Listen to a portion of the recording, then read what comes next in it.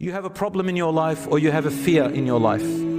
Fear, by the way, is the opposite of tawakkul. Without tawakkul, there's fear. And then you've got to hold on to something that gives you motivation. But tawakkul, which is to hold on to Allah and connect yourself with Allah subhanahu wa ta'ala, that He has the best plan in everything that you do, means like this. If you're in a problem, you can't get rid of it, and it's playing on your mind, you can't go to sleep, you feel like the world has caved in on you, do these 4 things. No, do these 3 things. I'm going to make it easier. Do these 3 things. Wallahi, it works, and I've seen it work with a lot of people. It works with myself as well. Number 1, you need to first and foremost truly and really identify clearly what is it that is disturbing you. What's your problem? Don't go into 5 or 10 different problems in your life. Don't branch them out. You just go to one by one. Just put it in one little bag and focus on that problem. Identify it. You can do it right now while you're sitting here. Identify a problem that plays on your mind. 1, not 2, 1. Is it your exams? Is it money? Is it your children? Is it your marriage? Is it something someone said to you? Is it your looks? Is it your job? Is it your car? What is it? Any problem. Is it something legal? Is it someone who is after you? Whatever it is. One problem. Identify it. Focus on that problem. Next, you're going to do this. The next thing, you're going to do this. You're going to truly from your heart, honestly and sincerely say,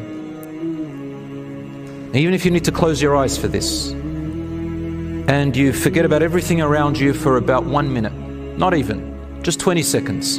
Just empty your mind. Can you do that? Can you do it for 20 seconds? Just don't worry about anything in the world. There is nothing else. Imagine you're going to die tomorrow. There's nothing else that matters. Focus on that problem. Close your eyes and say to Allah. If you believe in Allah, say to Him, "Oh my Supreme Lord, I'm going to take this problem off me. I don't want it anymore. I don't want to think about it. I don't want to deal with it anymore. And I am giving it to you, Ya Allah. I give this problem to you. Wakkaltuka in Arabic. I delegate you. You, Allah, take it off me. I'm going to give it to you to do whatever you want with it. I don't want it anymore. I'm taking it off my shoulder. Just give it up. Give up that problem." That's the second step. Suddenly you're going to, if you do it right, you're going to feel a little bit of pressure go off you. You've given it up to Allah. If it doesn't work right now, do it tonight when you go to sleep, inshallah. Maybe you need some quietness. Maybe you need to focus. Maybe you need, if you're a mother, maybe children need to go to sleep. If you're a father who's also looking after children with your wife, maybe they need to go to sleep. Just focus. The third step you have to do after that is this. Don't have any expectations after that. Don't have any expectations. Don't think, now Allah is going to do this for me. Just empty your brain, empty your expectations, and say, "Ya Rabb, anything that you decree as the outcome from this, I accept it. I accept it. And I will be brave, and I will face it, and I will do my best for it, because I know whatever the outcome is, Ya Rabb, I will get through it." Summon bravery. There is a fourth thing, and that is very important. Do what you can within the power that Allah has given you to take care of this problem. But remember what you've just done. You've given it to Allah. You've taken away all the expectations. Whatever outcome, you know that even if it's hard, because you gave it to Allah, He will assist you through it. And believe that and be motivated to it. And lastly, do what you can out of the resources that Allah had given you. Brothers and sisters, if you can get used to that, I swear wallahi, any problem you go through, whatever comes your way, and it will, you will face many pains and many problems in your life. Don't you dare ever sit down and think you want a paradise where there's no pain, nothing. There has to be. But we don't know what's good for us and what's bad for us. You do what's halal.